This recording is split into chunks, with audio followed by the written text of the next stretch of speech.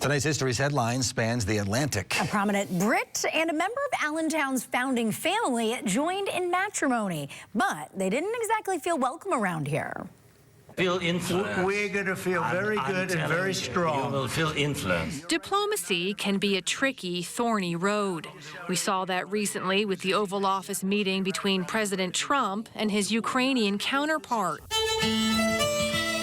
Many, many years ago, it was a young man from Britain who was on the hot seat. He was actually the first British ambassador to the United States in 1791. George Hammond was just 28 years old when he was sent across the pond to talk about the terms of the Treaty of Paris, which officially ended the Revolutionary War in 1783. He arrived in Philadelphia to meet with then Secretary of State Thomas Jefferson. There were many people in the United States who were not happy with this peace treaty. Jefferson was among them. He wanted to draw up a whole new treaty. Hammond didn't have the authority to do that. Later, a frustrated Jefferson resigned from his post. But things didn't go any more smoothly with his successor, Edmund Randolph.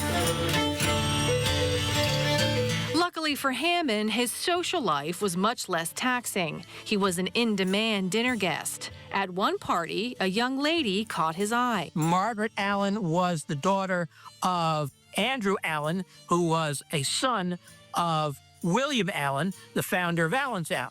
Unfortunately, we don't have any portraits of Margaret to show, but Hammond must have found her quite lovely. Finally, in 1793, they were married in Philadelphia.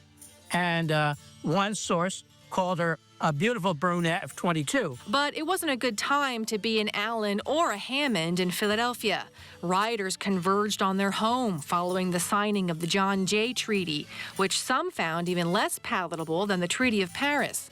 Hammond, with his ties to Britain, was a target, and several members of the Allen family came under fire for siding with the British. George Hammond was very relieved when his superiors in London sent him a message saying, "We want to make you to come back here and be the Undersecretary for Diplomatic Affairs." And that's where George and Margaret lived the rest of their days, the Brit and his bride, far away from Pennsylvania.